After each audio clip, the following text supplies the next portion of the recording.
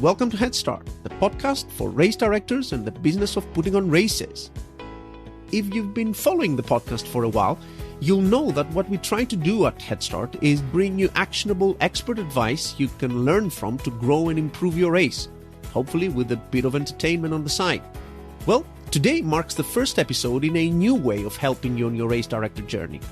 Spotlight is a new type of episode where we go inside some of the most innovative, best-run races and race concepts to learn how the things we touch on in other episodes, like building a sponsorship portfolio, developing a grassroots marketing strategy, or elevating the race experience, actually work in practice when executed by some of the brightest leaders in the industry. And in our first Spotlight episode, we traveled to Charlotte, North Carolina to see how race director Brian Mister has been reimagining the Urban 10K with his hugely successful Around the Crown race. In the short history of that event, Brian and his team have managed to build an event that is a masterclass in community engagement, practical inclusivity, sponsorship development, and grassroots marketing. And I hope you'll be as inspired by some of the initiatives undertaken by this amazing race as I have been getting to know more about it. This is truly a brilliant example of thoughtfully executing on a race concept with a clear mission in mind, and a much-needed ray of sunshine in our times that great races can still be built from scratch and thrive even in today's challenging environment. So I hope you enjoy the chat. Before we get into all that though, I'd like to give a quick shout out to our amazing podcast sponsor, RunSignup, Race Directors' favorite all-in-one technology solution for endurance and fundraising events. More than 26,000 in-person, virtual, and hybrid events use RunSignup's free and integrated solution to save time, grow their events, and raise more. And we'll be hearing a bit more from this great company a little later in the podcast. But now, let's dive into the amazing Around the Crown 10K with co-founder and race director, Brian Mister.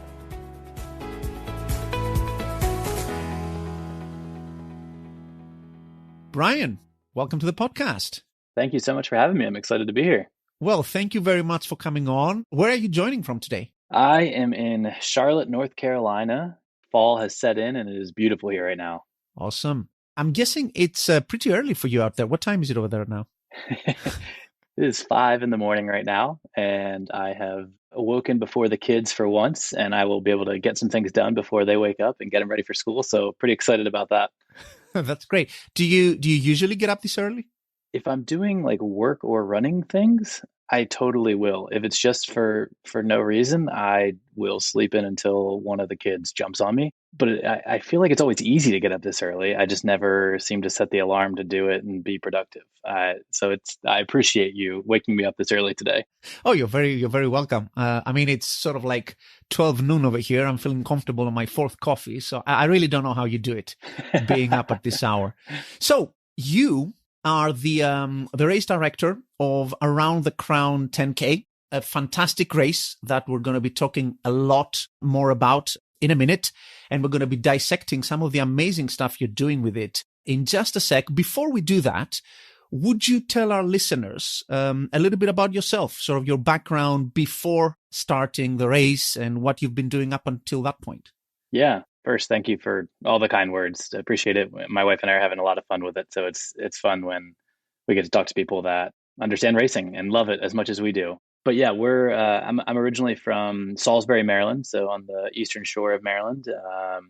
Came down here for college for UNC Charlotte back in 2008, and fell in love with the city.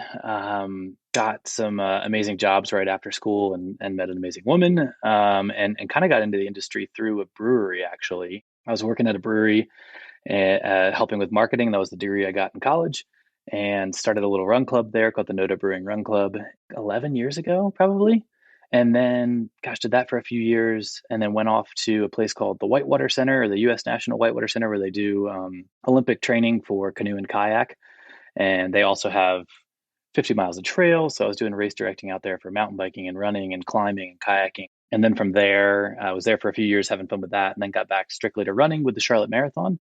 And became marketing director there. Had some fun with that for a few years again, and that's about when my wife and I started getting some itches and scratches to do our own thing with some of our own ideas. And it's about when Around the Crown was birthed. Yeah, around that time is when really started our family, and now we've got three little ones. So we've got a 5-year-old, 3-year-old, and 1-year-old.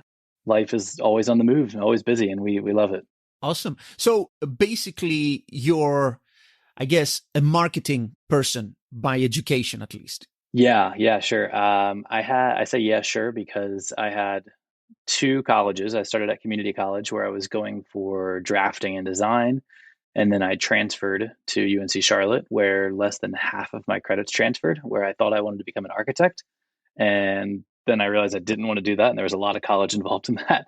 Um, so I switched to art, switched to computer science, ended with marketing. So I got to try out a few things beforehand and realized throughout all of that that I just enjoyed marketing for these things, marketing for art, marketing for the nerdy side of me and loving Apple products back then and all this other stuff. So ended with marketing, and now I get to use what I learned there with racing, my kind of number one passion when it comes to hobbies.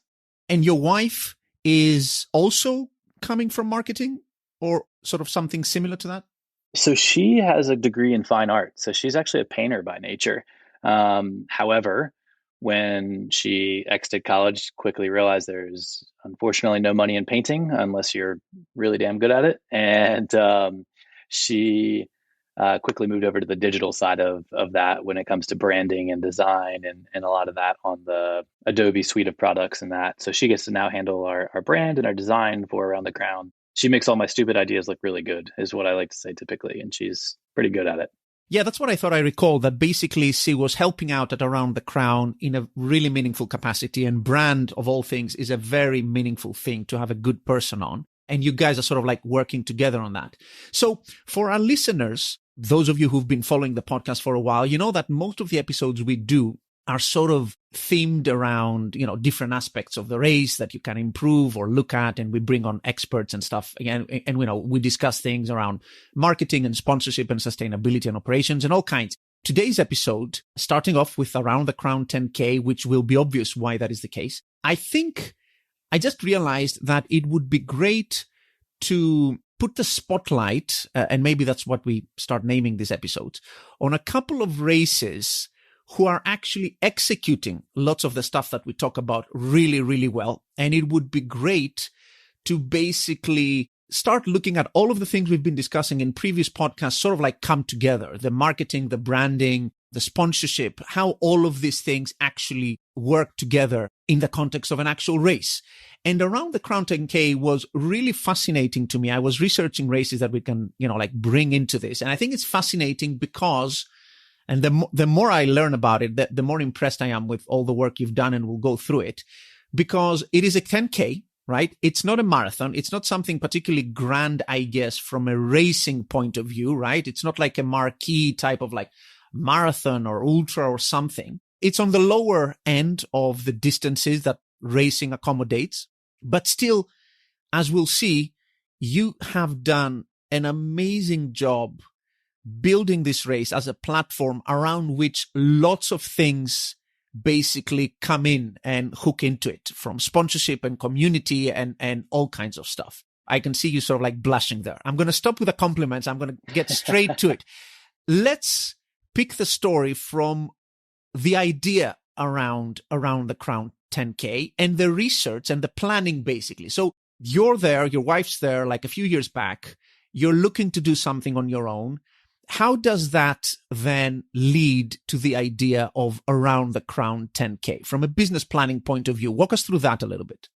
Again, thank you for all the kind words. That was very sincere and nice. And yes, it definitely some blushing and smiling on this end. It's a lot of hard work has gone into this. So again, it's just nice to hear people notice that. So yes, thank you so much. Yeah, getting this thing off the ground was hilarious and ridiculous at times. So the main idea of our race and where we kind of had to start was we shut down the Inner Beltway here in Charlotte, North Carolina. And Charlotte is one of the fastest growing cities in the United States. And it's when we had the idea, we were also the fastest growing right behind like Austin and a couple other cities, to just kind of give it some relationship and to other cities of what's going on. So to shut down Inner Beltway was on the level of absurd. So we had a friend that did something similar. He shut down streets in another part of the city to welcome the community together. It wasn't a race, but in our minds, it was much more similar to what we wanted to do than a race. It was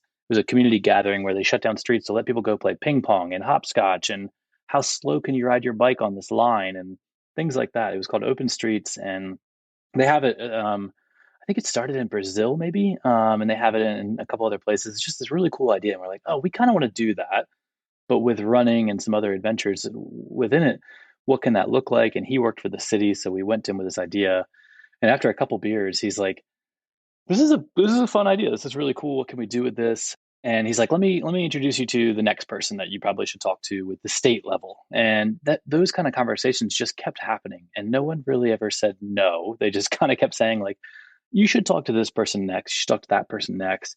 And as that process was going along, I mean, this probably took a year and a half to 2 years of these conversations where no one really seemed to feel like they had the full authority to say yes, but they also didn't want to say no. And we just kept kind of grabbing beers with people or grabbing coffee with people. And eventually it got to the point where we started looking for sponsorship and we started to really get a website together and we launched it. And it was one of those things where we're like, I guess we're ready to do this. Like, let's see what this looks like. I had told my current work where I was at with the Charlotte Marathon, like, hey, here's a 6 month notice. The race is coming up, but I should be able to do both jobs. Like, I don't think it's going to be crazy. I don't really know what this looks like. And then we launched and like 1,500 people signed up in the first week. And I went back to my job and I was like, I really apologize, guys. I'm going to have to jump off this ledge and figure out what this looks like to really run a company. And I want to take this thing full steam. And, I apologize, but I'm going to jump off the cliff and see where I land. And that's kind of the quick way of how it started. And the other side of that story, a little quick addition to that, is the whole idea of shutting down the highway kind of started with we were coming home one night and we were stuck in traffic on this highway. It was like Thursday night at 10 o'clock. We'd just gotten done with a concert. We didn't have kids yet, so we were out late and having a fun time. We were stuck in traffic. Yeah, Thursday like at 10. It was like, why is there traffic right now, honey? Like, I'm getting out of the car and I'm racing you home. And of course, she told me no, thankfully. But from then on, we had this idea of like, what if we did shut down the highway? Like, what would that look like to have runners out here? We started measuring out what the course could be. We started talking about where's the start finish line at. What other changes would we make from my background in trail running, of some of the things that are in the trail running world that are not in the road running world? And that's kind of how a lot of it started. And from there, you quickly realize that if you're your own boss, you don't say no to yourself a lot. So these ideas start to come about and you just kind of run with them until the public tells you no in some kind of market research way, then you kind of just keep rolling with it. And that's really how it started. It was absurd. Shutting down the highway was, I guess, as they say, it was a feature, not a bug. It's not something that you had to do to make your course work. It's something that you forced on the course because you thought it would be appealing to people. Was that the idea, that basically the novelty of running on the highway is something that people would look forward to? Yeah, so that's a good question. So obviously we could have put a 5K, 10K, whatever distance we wanted to anywhere. And I'm not sure if I didn't answer your question earlier about like why 10K. I know that we were going to talk about that a little bit, but this idea of this 10K and where we wanted it to go is we recognized that Charlotte and really North Carolina as a whole didn't have any major races in it. As in, there were some really high quality races, including like the Charlotte Marathon where I was working at and some other races, but they weren't gathering people like some of the other Southeast races that we were traveling to, be that Cooper River Bridge Run in Charleston, Atlanta Peachtree, or Peachtree Road Race in Atlanta. Richmond's got some good ones. West of here in Nashville has some good ones. And we were really getting tired of traveling to these other locations because we loved our city so much. We wanted something to be there. So we thought to ourselves, like, we don't want to just do another race. And when I was at the Whitewater Center, again, who puts on some really high quality races, we were doing races every weekend, every other weekend of some sort. And it was taxing. So we wanted to create something where we had one race that sustained us throughout the year. So what would that look like from a revenue standpoint of from sponsorship and registration and expo and merchandise sales and all that? What would we need to do? And I think that's then where, all right, if we want a keystone race, what do we need to do to really draw the attention, the eye of the city beyond the runner. The runner is going to find the 5K, but the average Charlottean, how are they going to find this race, and how is this going to, and I say this in a positive way, how is this going to disrupt the city? How is this going to disrupt the city or the day? And that's kind of how we got to this idea of like, gosh, it's about 3.1 miles or a 5K around this thing. Like, what if we did that and added a little bit more? And we know that 10Ks are growing and they have a high retention rate. Like, let's look into that a little bit. I think that's really where it started, on this idea of wanting a keystone race for the city that we love so much and where we were starting a family at. Yeah, and it's interesting because my initial instinct from the stats, at least like pre-COVID stats that I've been following, would be that probably if you wanted to aim at growing a keystone race, you'd probably want to look at half marathon, probably. Like that was the distance that I had in mind, was growing quite quickly. The half marathon already starts becoming a little bit more hardcore in terms of the distance that is involved. But you guys still chose the 10K. You're saying it's now the fastest growing distance out there. So when we were looking into it, and I'm pretty sure these stats still hold, I'll have to look at this because the data point we go to is Run Sign Up. They do a really good job of, they just put out their data for Q3 2022. I think it still stands. I'll have to go back and look. It's like a 40 or 50 page document, but that first year, those first couple of years, we were reading that thing like a Bible. And 10K didn't necessarily have the most people. Like they might have, for conversation's sake here, they might have 2,000 people, whereas a half marathon has 10,000. But next year they're going to have 3,000. The year after that they're going to have 5,000. So it wasn't quite getting to the levels of the half marathon, but the landscape was a lot less competitive for us to come in. To start another half marathon, everyone's like, well, look, there's 6 in Charlotte already. Like, why do I need to do that? And I think one of the things I learned at the Charlotte Marathon as well was the word marathon is a little bit of a barrier of entry, and it can be overwhelming for the average person. And that's who we wanted to talk to. We wanted to talk to someone who didn't have to train for months leading up to it, but also someone that if they wanted to put down a solid time and they really wanted to try at something, we're going to give them a high quality race here and have some fun with it. And I think that's a lot of the reason we did it. And then the last thing we found too, through the research we were doing, is the retention rate of the 10K was really high. If people do a half marathon, similar to my wife and I, we were trying to knock off one in every state. So once I hit West Virginia, I was moving on to Pennsylvania. I was moving on to New Jersey, whatever it might be. And then with the 5K, those are, at this point, they're almost kind of a dime a dozen. You can pick one up every weekend if you want to. You can do 52 a year pretty easily. So yeah, maybe eventually we'll add that distance on 2 hours. I kind of doubt it, but we want the focus to be on the 10K. And there just weren't many of them in North Carolina. I mean, when we debuted, we immediately became the largest 10K in the state, which was really cool to add that title onto it. It legitimizes us right away, but there wasn't much competition for it. So it was nice to be able to add that to our tool belt as well, of saying some larger things like that. We're the largest 10K in North Carolina. It made us look a little bit stronger right away. And as people who run, which is probably most of the audience here, knows, for a place like Charlotte, a 10K course can take in quite a bit of the city if you wanted to. I mean, it's a pretty long distance. You can travel around. You can map out a pretty nice course, taking in lots of stuff with a 10K. Yeah, certainly. You don't realize how small a city is until you start traversing it by foot, or bicycle even, and you realize like, oh God, I mean, again, going back to the marathon a little bit, like, oh man, if we're going to fit 26 miles in this city, even Chicago or New York, it's like, we got to go to every neighborhood possible to make this thing work. And when you think about it from a cost standpoint too, of how many streets you have to shut down, how many police officers you have to bring in, how much fencing you have to bring in, then the 10K started looking even more appealing. However, the funny side of that is shutting down a highway is not cheap either.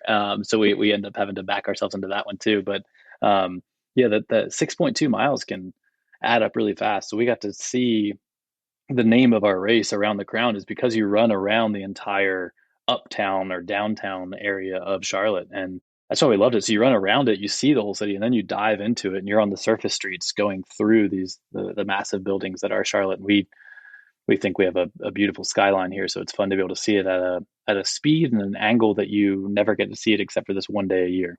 Now, one of the things that is I think that really stands out about this race when you start researching it or looking at the way you want it to be perceived through the website and other places, it sort of screams of being a race with a mission behind it. It's not just a 10K. It's beyond the brand being quite clear about how it wants to bring together the community, everything that you do around it, some of the programs we'll go into in just a sec, like specific initiatives you have, seem to all come together behind a mission. When you started out, was there like a clear mission to the race? Is there now? And do you even have a mission statement, sort of like an actual formal mission statement about what you're trying to do with the race? Yeah, for sure. That was, I think, kind of goes back to that idea of we were talking about earlier with open streets, where there seemed to be something more in it. There was more than just shutting down a street to disrupt it. It was, we want to do something grand for our city, and how are we going to do that appropriately? And I think my wife can take a lot of this credit. I'm going to give her a lot of credit in that she was the one that wanted to have a strong brand and wanted to have all these pieces. And I think that mixed in with my marketing background is that's how you start a company. Is you have to have a brand, you have to have a mission, you have to have all this stuff. So our mission is the simple act of moving forward, regardless of your age, your race, your culture, your gender, your pace, and just moving Charlotte forward one step at a time. So we try to look back at that, or honestly look forward at that as much as we possibly can when we're creating some of these other, I'll call them events throughout the year, because we have our one race totally on Labor Day weekend each year, but we're getting ready to do a holiday hustle here in a couple weeks, or like a kind of almost like a 12 days of Christmas type of style event where it's a scavenger hunt around the city. And it's another one of those things where we just want to get people out and get them active, and we're activating our sponsors through that. They're donating some of the gifts for it. So we're constantly going back to this mission of moving Charlotte forward one step at a time. It's this guiding light that really helps us navigate where we want our race to go. And I think the other thing, it's different looking at it now, but I think I can comfortably say, like, it also helps us not always make decisions based on financials. Of sometimes there's going to be decisions that we make that may not make us the most money, but it's true to our mission. And if we stay true to that, we'd like to think, and it seems to be proving true, that everything will eventually work out. You'll have partners or sponsors that come on that agree with that so much that maybe your registration cost should have been higher because it didn't make up fully for shutting down the highway or whatever that looks like. But when you have a partner that truly understands that, or a sponsor that comes in and is able to do that, or a beneficiary that you can give money to that then support you through volunteers, it all seems to work out. It's trusting in that mission and trusting in what you're doing is the right thing for the city. And I think we've realized that once you really start to ooze that and exemplify that, it attracts very similar people, and they want to do that as well. And the money will follow that. That's needed to do things like this. But if you kind of keep that mission in mind and keep that at the forefront, then it'll all kind of work itself out, which has been really fun to witness somewhat from a front seat. Yeah, I credit one of my earlier guests for this complete eye opener, Peter Abraham. We did a whole episode on branding and mission statements, and I have to say, like, the more time that passes since that discussion, the more I realize how truly important having a brand and a mission statement is. He was actually mentioning a similar example to what you're saying, which is that, so he worked for a number of years for the LA Marathon, and he was mentioning that basically at some point they sat down, they looked at their mission statement, which at the time for them as well involved, like community and other stuff. And basically with that guiding light, they started looking at what are we putting in our swag bag and what are we doing here and there. And, like, they had to drop some income, right? They had to disappoint some people, right? Because looking after the pennies is not always fully aligned with a mission statement. But in the long run, it does pay to stick with that, because the cacophony that comes with, yeah, we're sort of about this, but, opportunistically, maybe we do this other initiative or something that doesn't fully tie in with that. I can't quite put my finger on why that happens, but it's sort of, the whole thing breaks apart. And what I've seen is that great races, great organizations, great brands, they need to stick to their mission statement, even if it means not maximizing profits or not doing other stuff. And your mission statement seems to sort of revolve quite a lot around inclusivity and other things, sustainability, which we'll get into. And inclusivity, I have to say, is something that we haven't touched on in the podcast too much. And I would love to hear from someone like yourself why you think inclusivity is so important in the industry and for races to basically foster and take to heart. Why is inclusivity that important to you? To touch back on a couple of things you said there, I was making some notes here on the side. One, I want to make sure I listen to that Peter Abraham podcast after this too, just to hear that, because LA Marathon is one that we have looked to from a brand standpoint. A lot of their races that they do underneath of that as well. With, I think they work, if I remember correctly, I think they work a lot with MLB out there, the Major League Baseball, and like do some pieces with the stadiums out there. But they have like the Rose Bowl 5K or half marathon or whatever it is. Yeah, they have Rose Bowl. Yeah. And their brand is consistent throughout all the races. When you see it come out, you know it's under that. And it's clear that they've had a discussion about that. And I can't say I know anyone there. I don't know Peter, but now I want to listen to this and learn a little bit more. And I know you said he was previously there, so I'm curious to see where he's at now. But that's definitely the one that we've looked to from a brand standpoint. Everything they've done, I've been on their website many, many times. So kudos to them for taking that step back and analyzing their mission and their brand. And then the other thing I'd say too, I was just looking it up, a quote from my wife. I think, I forget when it was learned or where, but one of the things I think she's always said from a brand and from a mission standpoint was people don't buy what you do, they buy why you do it. And I think if we look at a lot of the brands that we probably purchase from even just in the running industry in general, or sometimes I look to the cycling industry as well, I feel like one of the brands that has come up pretty big, and we haven't talked about this before, so I'm curious to get your thoughts on it, but Tracksmith for me is one of those brands where I don't know why I spend the money that I do on their product. It is highly priced. I don't have many products from them. I think I have one thing I got on sale, and I got another one at the Chicago Expo. But I open up every one of their newsletters. I read all of their social media from beginning to end. It's a story every time. And I think they clearly have a why. They clearly have a mission. All of their products, the thread they choose, the why their hair looks a certain way, why they're doing a run club, blah, blah, blah. Like there's always a why behind it. And I eat it up every time. And I think that they're a brand that it's almost like I understand why the price point is there, because I see how much time they're putting into it. The quality is very good, but is it at the point of where their price point is? I don't know, but the why, I can understand that. I'm not actually very familiar with that brand, but I can think of other brands that actually carry that. I mean, the obvious one, I guess, that people might know about is Patagonia, right? I mean, it's, I guess, yes, the epitome of mission-driven branding and like how everything comes together. It's the beauty of a strong brand that somehow you would justify it commanding a premium and you would just love it without exactly being able to put your finger on it. And it's so important for a race to be that. Yeah, for sure. And I agree with Patagonia. I mean, everything, anytime there's some kind of announcement from Patagonia, I tune in and I'm all ears and I want to know the background of it. I want to see how the video was made and everything else. And they seem to be doing things right from the worn wear side of things that they have and where their money's going. And it's fun to keep up with a company like that. But into inclusivity, sorry to side rail us there for a second. But I love talking about the why sometimes. Inclusivity. So I'll move on to the next brand that we work with and really love, and I think also has a why. And I think guided this was Brooks. So Brooks has this run happy is their motto, and I'll probably mess this up a little bit, but they say something along the lines of we believe that a run can change a day, can change a life, can change a year, this and that. And in my mind, I read that as when we run, it makes us happy. And when we are happy, we are able to make just better decisions in life. I feel like when I get done a run, I'm a better parent. I'm a better husband. I'm a better business person, I'm sure.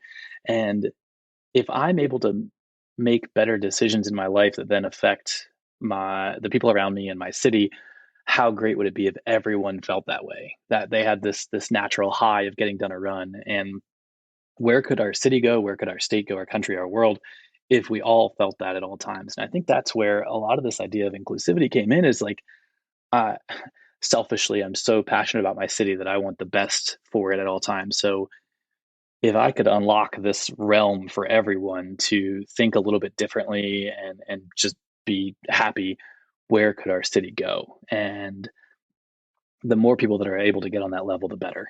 Then I think the second part of that is if there are people that have different backgrounds than me for many different reasons, again, gender, race, culture, speed at which they're running, what kind of other fun ideas are they going to bring to the table that I'm not thinking about? That when we combine or when they combine with someone else, we have this brand new idea that's so exciting and can do some other things that we haven't thought about. That I think that side of it is just so interesting. So our idea of inclusivity with around the crown is what it comes back to, and what we've kind of coined with it is we're really trying to work towards our start line looking like our community. And that goes again to the color of your skin, to the age, to the gender, to speed, to culture, and we're really trying to work towards that. We know it's not something that we can force by any means, but we want to try to work towards being as inclusive as possible and learning along the way. And a lot of that comes to being just open to a conversation and maybe not fully understanding what to say the first time you get into those conversations, but admitting that and saying, I'm going to do my best to stumble through this, but please let me know along the way what I've done wrong or said wrong and educate me from there. And hopefully we can both come out great on the other side. And we have met a lot of amazing people through that. And we do that in business and we do that personally. And I feel like it's already been eye opening to see what it's done for our race, beyond just personal with my wife and I, but what it's done for our race and some of the partnerships we've had and all of that. It's been amazing. So you mentioned this idea of making the start line look like the community, which is really important, and it speaks to inclusivity. And lots of people these days start thinking about inclusivity, and lots of races pay kind of like lip service to that. But you guys have really put your money where your mouth is in terms of the stuff that, like, actual programs that you've rolled out that are doing some great stuff, some really fun stuff, and some really business savvy stuff, I would say, around inclusivity. So let's take a closer look at a few of your initiatives. And let's start with First Timers Club, which, I've seen with other races as well. It's like an interesting concept. Do you want to talk us a little bit through that, what you were trying to do by introducing this First Timers Club, and also a little bit how it works, sort of the actual nitty-gritty of it? Yeah, so our features, or our First Timers Club with features, or features First Timers Club, they're the kind of sponsor that assists us with that. It's kind of like a training plan on the next level. So we put out a training plan and we really wanted to do that. And that's available to anyone anyway. But we knew, again, this idea of inclusivity, that I think this knocks on the door of the pace side of things. Unfortunately, we do have to have a pace maximum with our race because we do shut down a highway, which we're still trying to work on with the city because we don't want that. So we're trying to change that. But for the time being, we want to try to help people get to that pace, which is 13:45 minute per mile. If they're not already there, or if they want to get to the next level, what does that look like? So this First Timers Club is a 10-week program, which matches up with our training plan. And we meet, this past year we met, I think, like 6 times. So like once a week or so at different run clubs. We have like a Meet the Pacers event where they can come out and meet the pacer, the person that's going to be hopefully running with them to get them to their goal pace, to run a loop around the city. And we have pacers all the way from, I think it starts at like a sub-7 pace to the 13:45. So we have someone at that last kind of point as the caboose in the race, and they're our happiest person on course. They're the one that they're the biggest cheer, and they're a good time, to say the least. So this First Timers Club, not only do they get the training plan, and they have this kind of dedicated service with our, we'll call her our head coach, Lisa. She heads up a company here called Forward Motion, which is just like a coaching service that I personally use. But she heads up a lot of that with a couple other coaches through Forward Motion.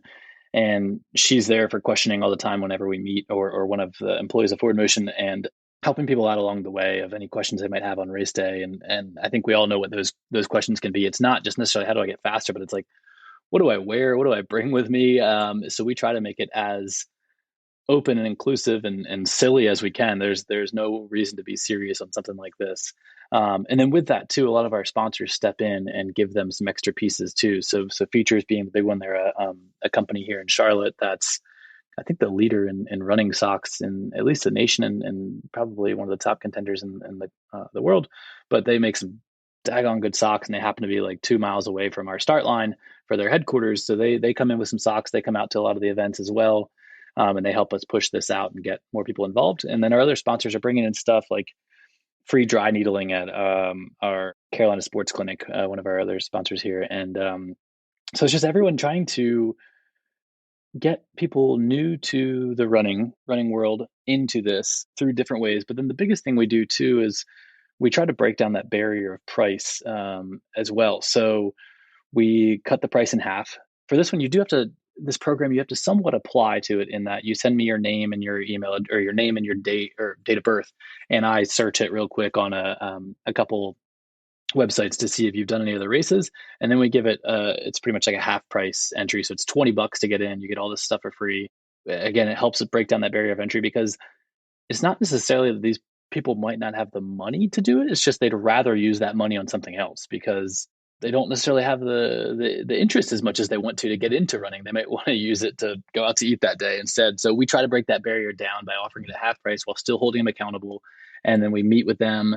It's really a great time. The people that come through this program are wonderful. And honestly, they become lifelong customers, if you will, after that. And hopefully we've gotten them into other races. They're moving on to the half marathon or whatever else they might want to do, or into trail running or the next race.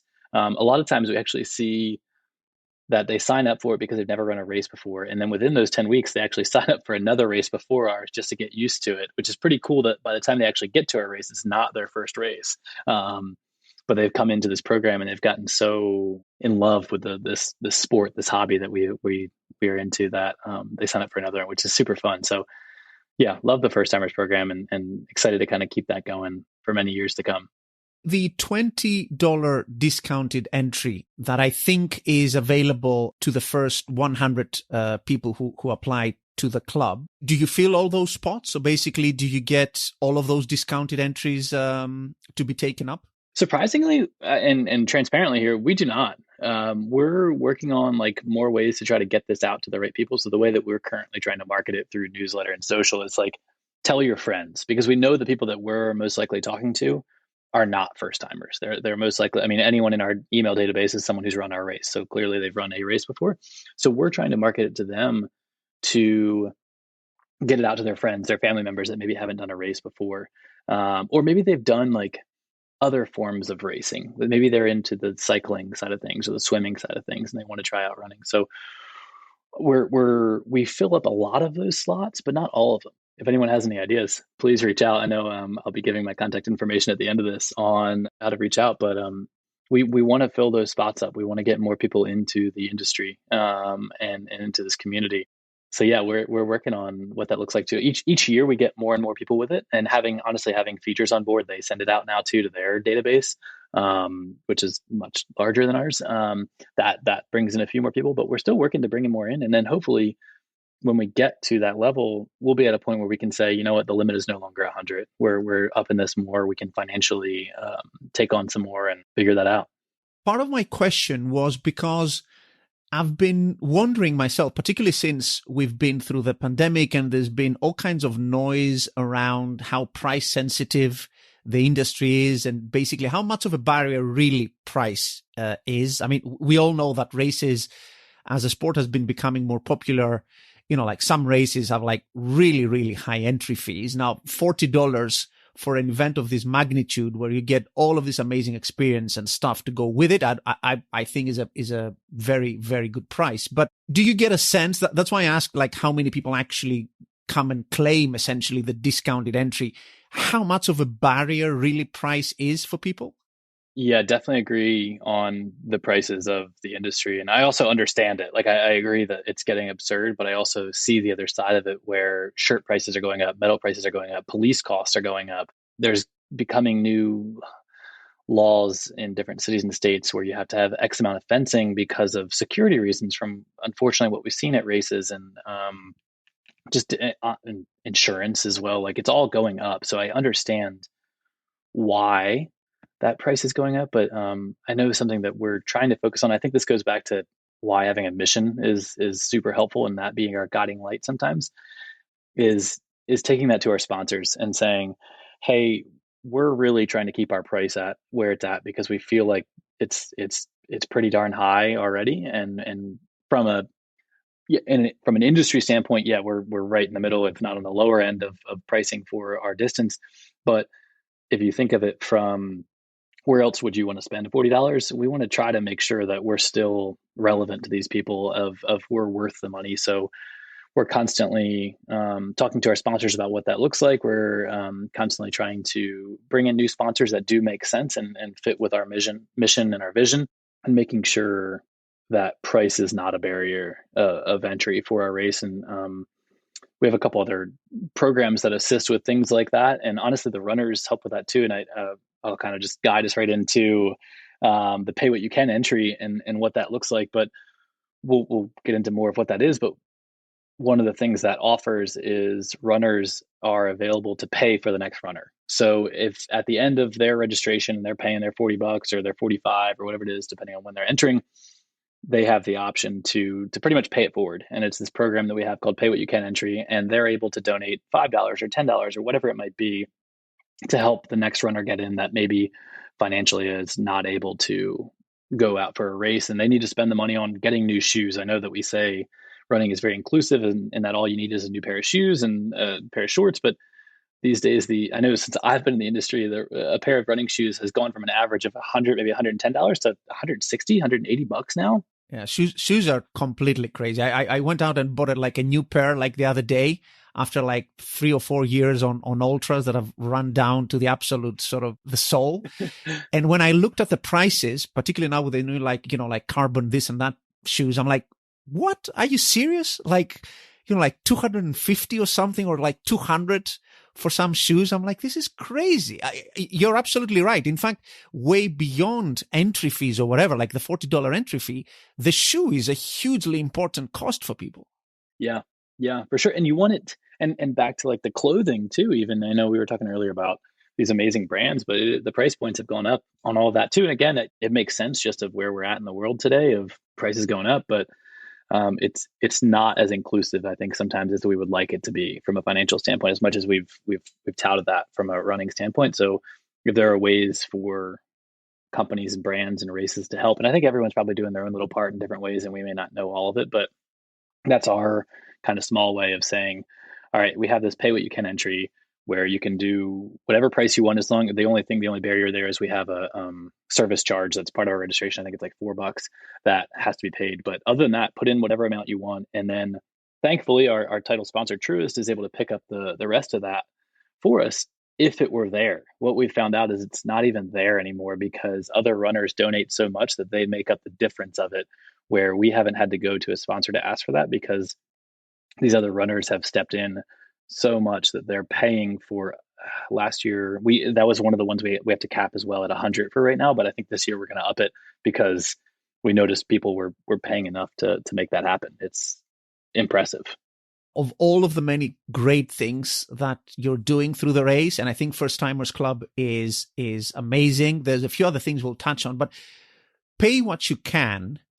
And the fact that other runners are sort of like paying it forward for people who may not be able to afford it is just about the most awesome thing I've seen in racing in a long time. I think it's amazing because I totally see why people would do it. I would do it. I think if I were to sign up for a race, it totally captures what you're trying to do with your mission statement, like people helping other people do the race and sharing that experience. And it's just amazing to hear that it's working out also that well, that actually you have so many funds come in from other runners that Truist, which is a great sponsor to involve and a great way to involve them actually for people listening in, programs like this, people like really, really keen to put their name behind these kinds of programs in the community. And Truist is a bank, is a financial services company, right? Yeah, and they're headquartered here in Charlotte, which is great too.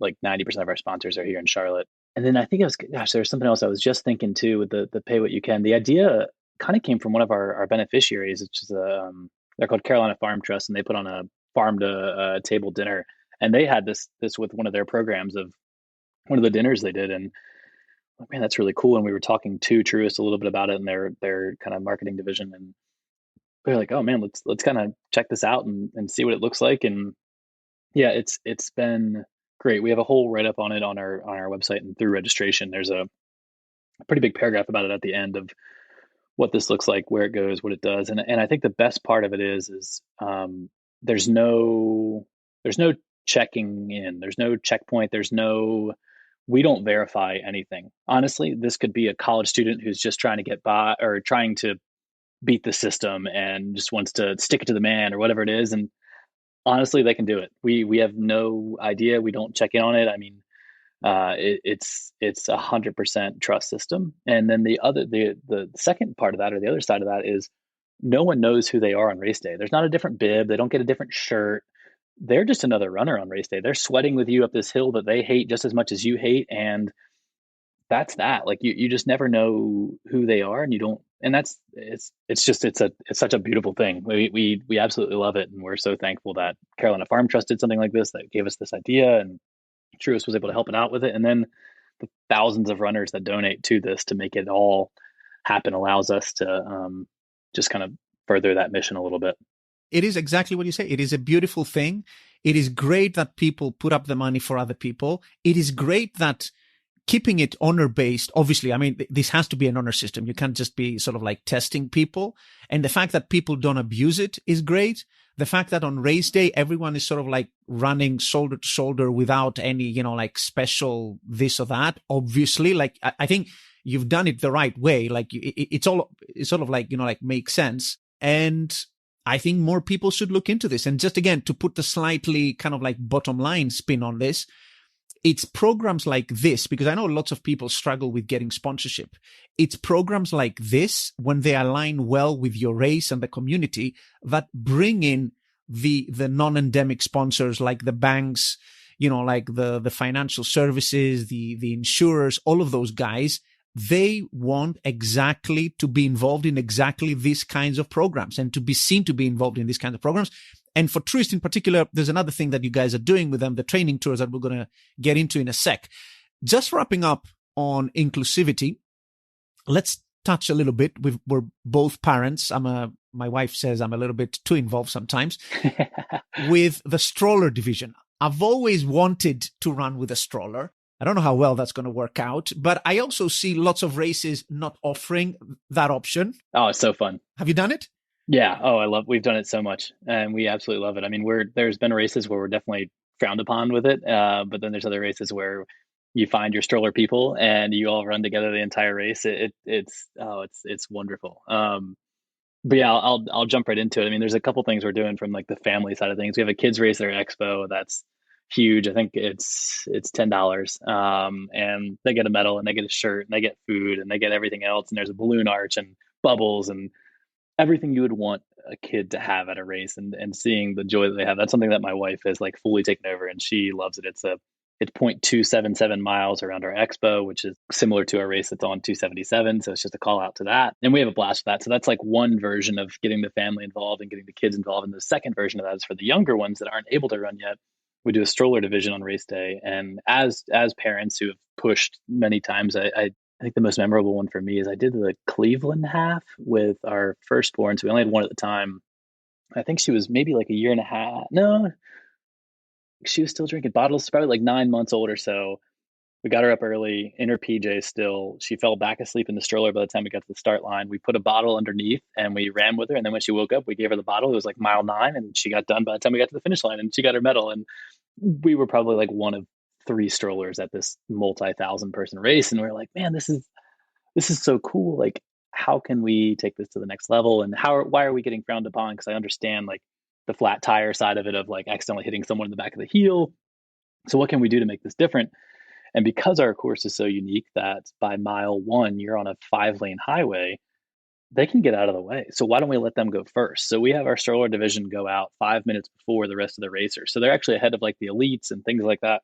And then by the time the elites get to them, they're on this 5-lane highway where they can just pass on the left so easily. You have cops coming up saying, "Hey, strollers to the right," and it's a cheering division for these elites. And honestly, like we're not out there because we're getting bananas ready and who knows what else, but we've seen some video of we had a friend run out there with a GoPro last year, and you can see them chatting. Like the strollers are chatting with the elites, saying like, "Ah, you're doing great, like good job." So it's for these elites, like they have their own little like running cheer station with them, which is pretty cool. And same with the elites back to these parents that are pushing pretty hard. And a little side tangent from that, this year we actually had a stroller break the tape this year and finish first because he got the 5-minute head start, but no one else was able to catch up to him within that 10K, and ran like something disgusting, like a 32-minute 10K pushing a 2-year-old in a stroller. Wow. It was impressive. But this year we had like 140 register, 140 strollers register. They go out, like I was saying, like 5 minutes beforehand, and it's just it's just a ton of happiness and smiles going out, and everyone cheers them on, and it is so much fun, and the kids love it. A lot of times we give them a medal as well, and it's just such a fun little addition to our race that as parents, something we really wanted to do, and there's really no pushback on it, because once people realize they can pass them so easily, or they'll most people don't even catch them because of that little bit of a 5-minute head start on such a short distance race. You typically don't even run into them unless you're at that elite level. It's just a fun little addition, and if you're a race director listening in, I would highly suggest it, because man, it is fun, and it's from a bottom line or revenue standpoint, it's getting the whole family involved. It's getting the next generation involved. It's getting a new level of cheer stations involved. And it allows both parents to come out. So maybe mom can run hard that day, but dad's going to push the kids. And rather than standing on the sideline, now the whole family is involved, and the whole family kind of got it. And for us as parents, it was wanting to show our kids what we're into and what we love. And now they're totally into it, and it's then the next step towards getting into the kids race, and then hopefully their first 5K or whatever it might be. So it's really cool. No, I think it's amazing. I mean, I always thought that kids races is an absolute must, and they're like super cute, but like stroller division, that's like mind-blowingly cute. I don't think it can get any better than that. We added cash prizes to it this year, and like actual awards with it from one of our sponsors is a coffee company. So we figured for parents, like what better prize than coffee. So now there's like cash prizes with it. So we have some people coming out pretty fast. So not only do we have like, just everyone wanting to come out and push their kids out on a highway for the one time a year they can, but we've got some sprinters coming out. We almost had the Guinness World Record broken this year by a female stroller pusher, which we didn't even know was a record until we looked it up afterwards of what the fastest time was. But it's fun to add some other levels to this too. Just to sort of like, put my accountant hat on, does it create any additional costs, maybe with insurance or anything, running like a dedicated stroller wave compared to just the typical race? Good question. It has not, no. Because we're on a highway and some of the other pieces that are involved in it, and unfortunately some of the things that have happened in our industry over the past few years, like Boston, the amount of insurance we have is absurd already. So adding that into it was not any additional cost on that end. The course is already shut down so early because we're shutting down a highway. We have to start shutting down about 4 hours before the race. So it's already shut down. So we're not paying extra for police or anything like that. It's an added division in our results. So you can sort by stroller.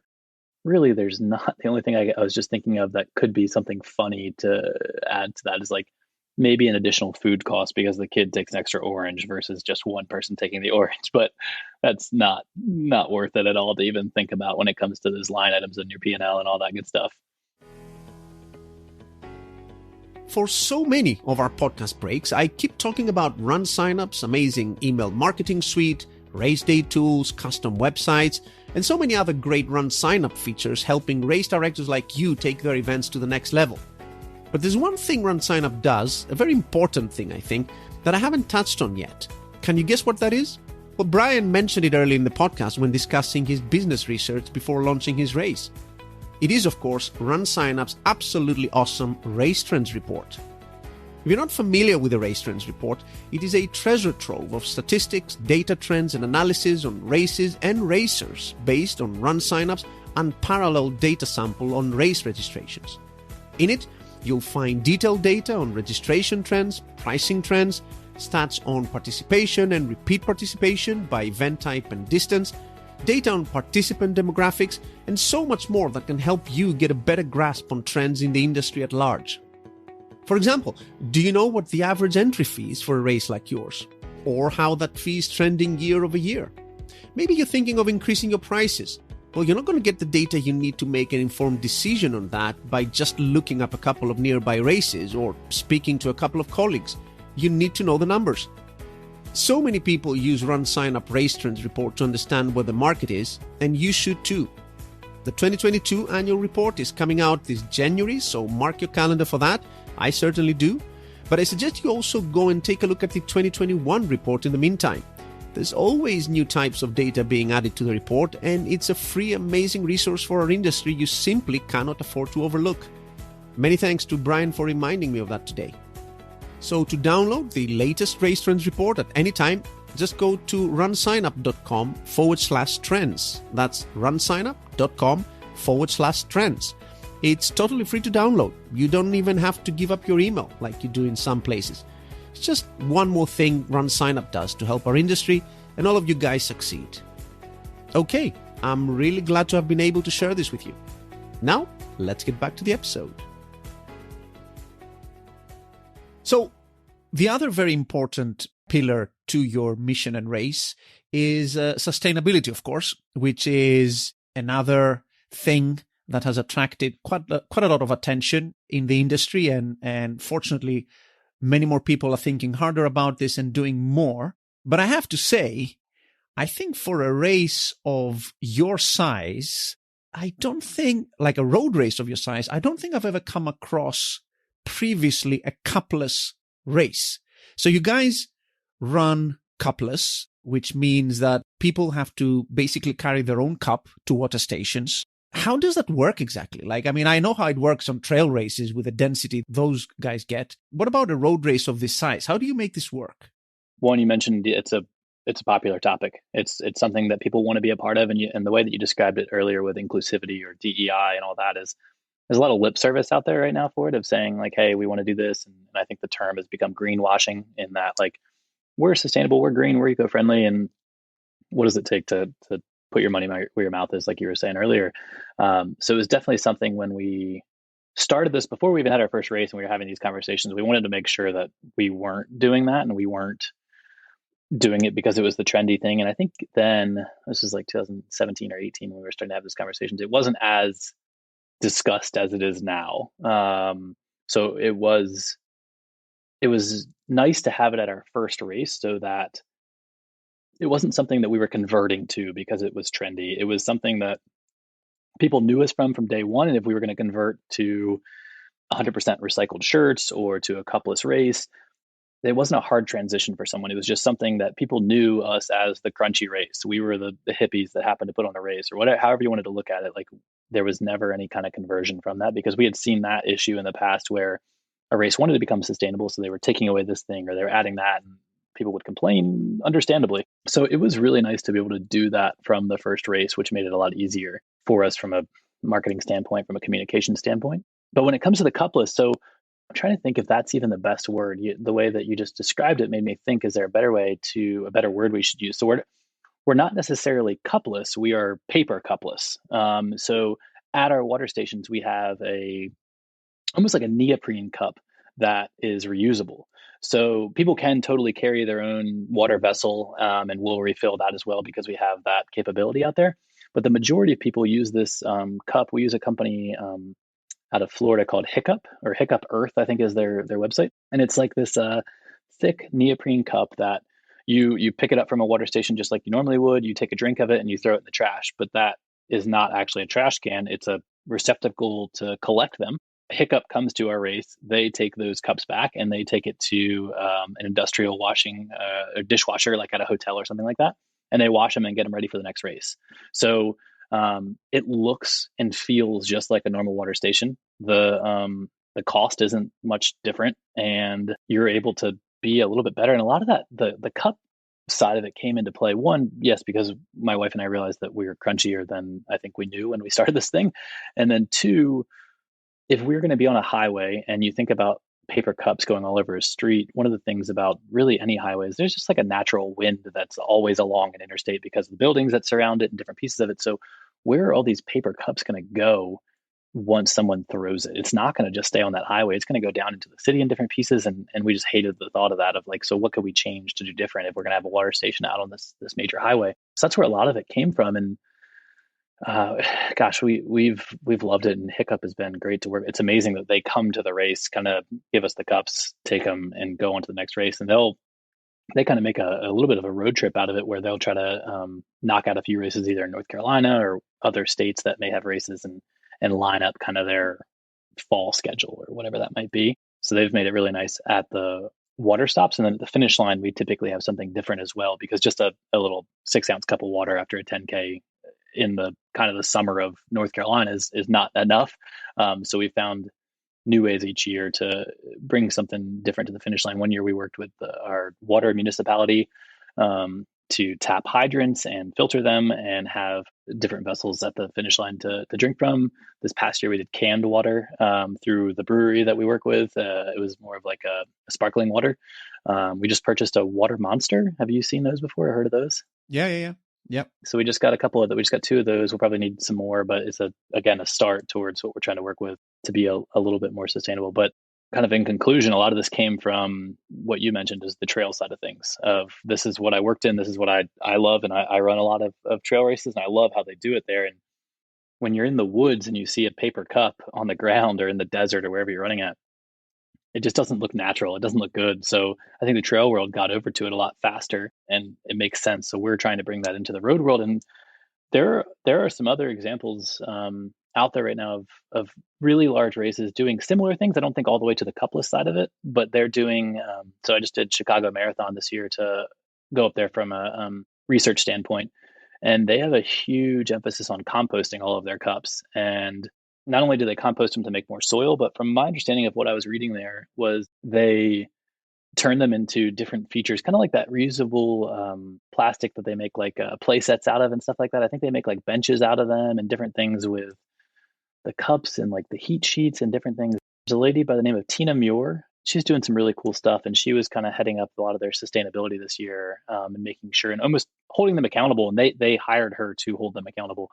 So she was trying to take things to the next level when it comes to composting things and different pieces of it. So it's interesting to see what other races are doing out there, especially on the West Coast of the United States. Big Sur International Marathon out in California, they do some really cool things. So we've got a lot of people to look up to, and there's always more that we can do. But it has been fun to really try to work towards being as sustainable as possible. It's an interesting idea now that you describe it, the whole Hiccup arrangement, because basically you're saying from the runner's point of view, nothing sort of changes. It's still, from their point of view, it looks like a disposable cup. I mean, they drink and then they dispose of it, but then Hiccup just collect everything, rewashes them, and then they reuse them. Can you give people listening in just a rough idea of like the cost side of this? Like, how would it work for a race of X number of participants or something to bring this service to the race? I'll give you straight numbers, and I can do the quick math on it here. I think it's pretty cheap, if not comparable to paper cups. So I think paper cups are somewhere around a penny each. It would sound reasonable, yeah. Yeah, I think ours are somewhere around like 9 cents a cup, and that's everything. That's the delivery of it. That's the execution of it. That's everything. So yes, it's, I guess from a percentage standpoint, it's 9 times more. But when your starting cost is a penny and you're going from, $100 to $1,000, it's not a noticeable line item when it comes down to it. And the difference that you're making, I think, is completely worth it. And I'm saying all this, and I can understand where someone would say, gosh, that's $900 where I could spend on something else or whatever it might be.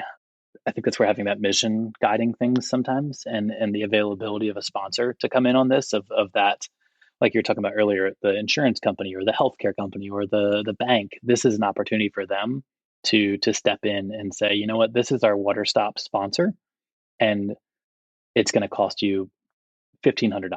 Like, from a sponsorship standpoint, I have a race of more than 1,000 people. That's not a large number from a sponsorship cost.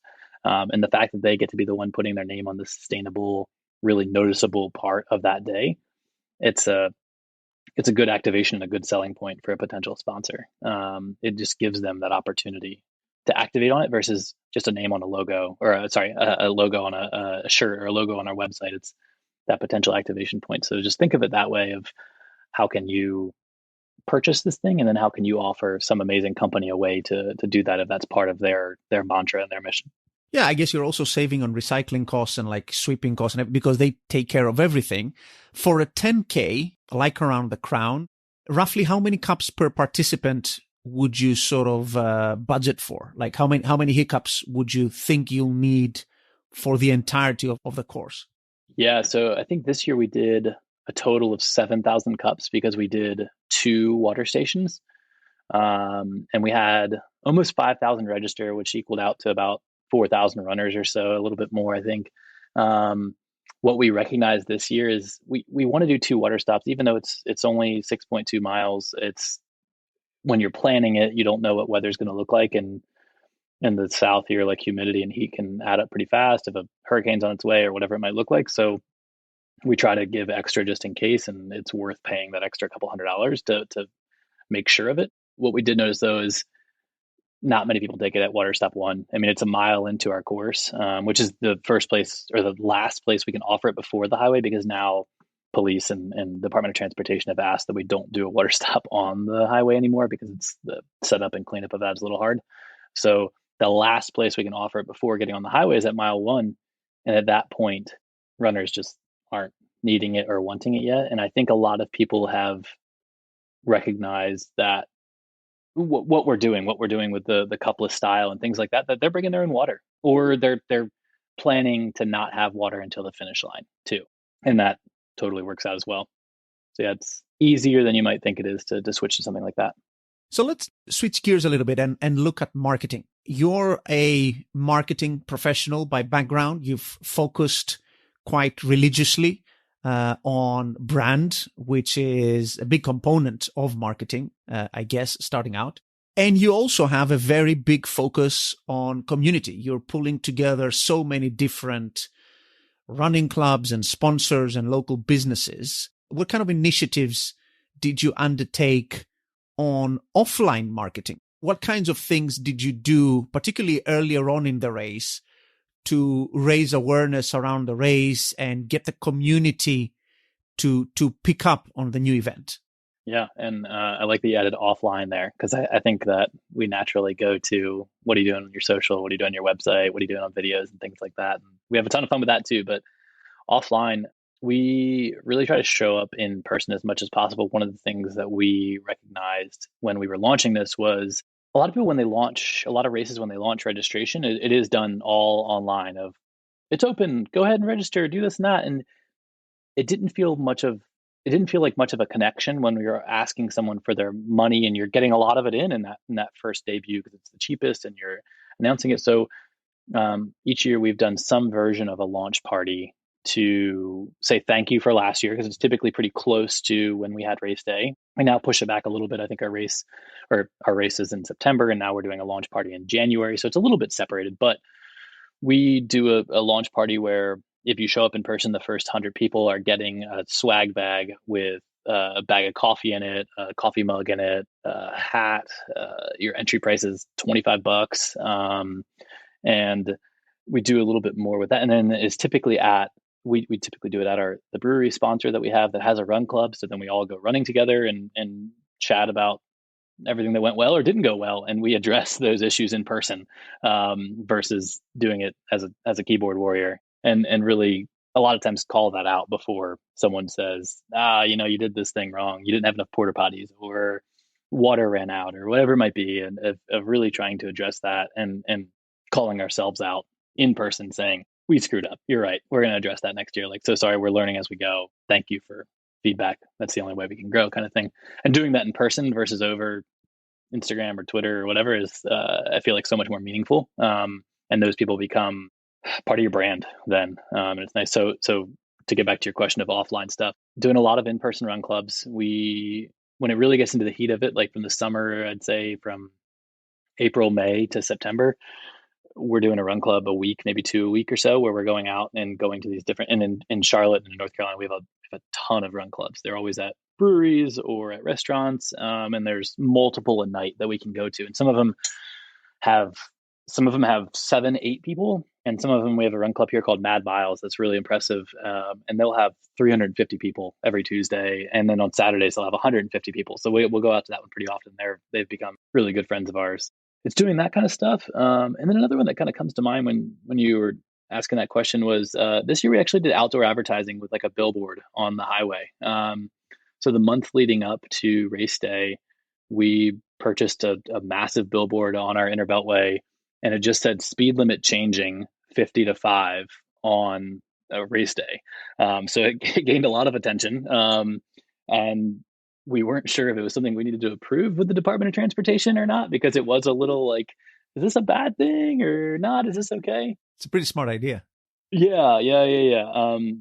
I will say, to get a billboard on the highway was not cheap. If we could have done it on the surface street, it probably would have saved us a lot of money, but it didn't have the same impact. And what was really cool is we then took that. So it was a 4-week contract that ended the day after our race. So that billboard was up on race day and the runners could see it. So we did a social media contest around it too. So we took the offline online and said, hey, person that takes the best picture with this race that says pretty much 5 is greater than 50 is one of our little mottos of, we think moving at 5 miles an hour is better than moving at 50 miles an hour. We had a social media contest where best selfie won a race entry to next year. So we had some fun with that. And we made sure like our drone photographers and videographers were getting some footage of that on race day too. So there's a couple things we definitely do offline that are just as different and unique as some of the online stuff that we do. And really just trying to talk to the entire community.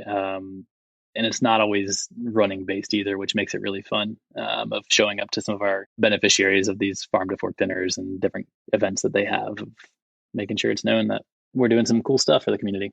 Yeah, I guess the thing you were mentioning earlier, this tendency people have these days, or, when you mention marketing, the thing that comes to mind first is online marketing, and lots of people do it. And, like lots of race directors these days are very, very comfortable around running their own paid marketing and stuff like that.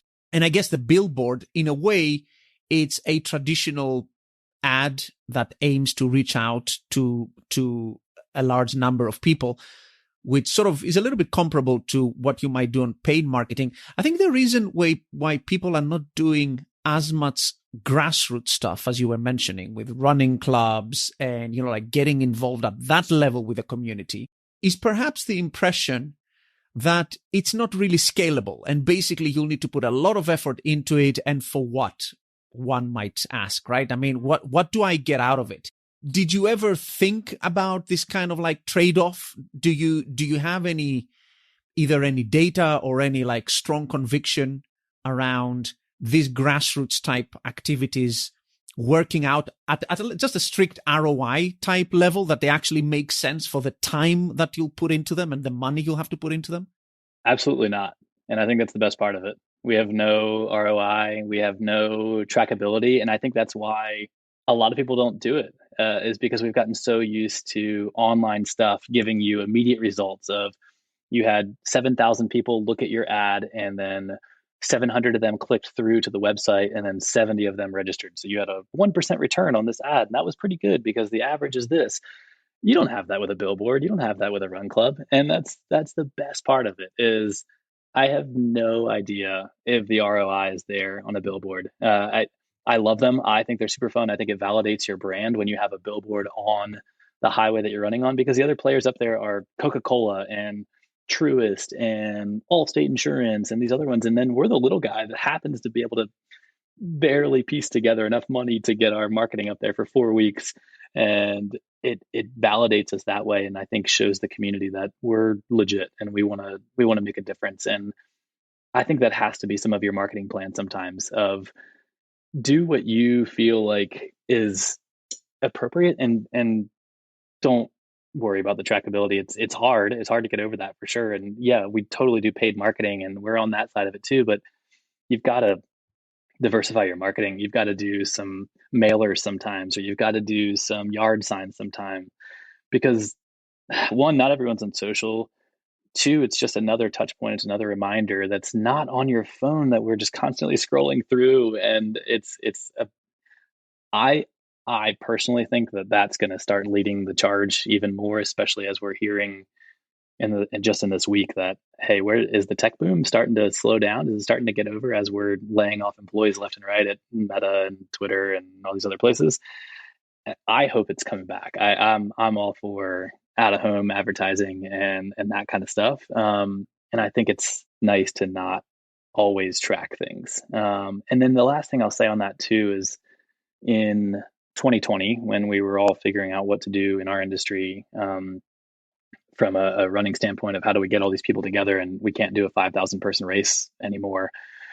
The way that we converted to this alternative race was a multi-day event, and it was a ton of fun. But one of the things we recognized is the way that we had to do it was every half hour we were allowed to let 25 people into this place that we then shot people out into the community, and there was tape on the ground to show you where to run.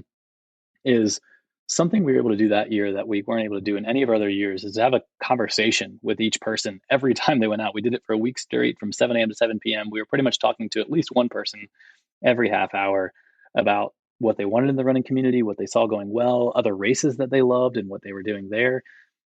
And that's a conversation that you can't put ROI on. You can't track that because you can't have that on social media. You can't have that on your website or anything. It's a completely different form. And I don't think you can track trust on Instagram. And that was something that we were gaining by having these conversations each time, was being able to have that face-to-face, even though you couldn't see our mouths at the time because masks, that we were having a great conversation of what was wanted, what was going right, what was going wrong. And that meant so much more than tracking what our click-through rate was or anything like that. Yeah, well, all of this talk actually makes me think about race ambassador programs, which is sort of the spearhead many races use for grassroots engagement. And everyone I've spoken to about this seems to think that it's a very, very effective tool for basically, in a way, leveraging your reach within the local community in a nice kind of like grassroots level.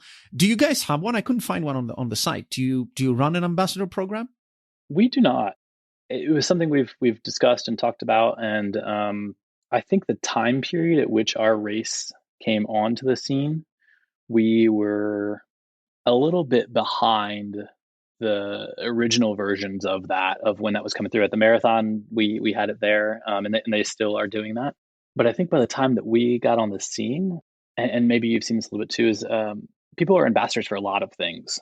I think it is great, but you had to be doing it a little bit before we were there.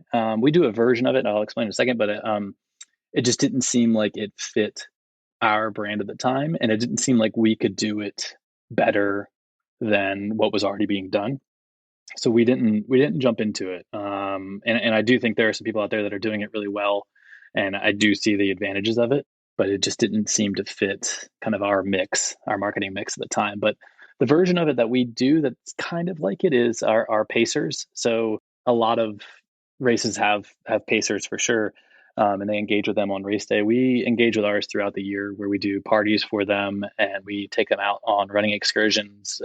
We've done a lot of fun things with them this past year. We rented a couple boats and took them onto a lake, and we brought food out there for them, and we brought beer out there for them, and just told them thank you. And that was it. And there was nothing else other than like we went on a run on some trails beforehand and then jumped in the lake, and it was a good time.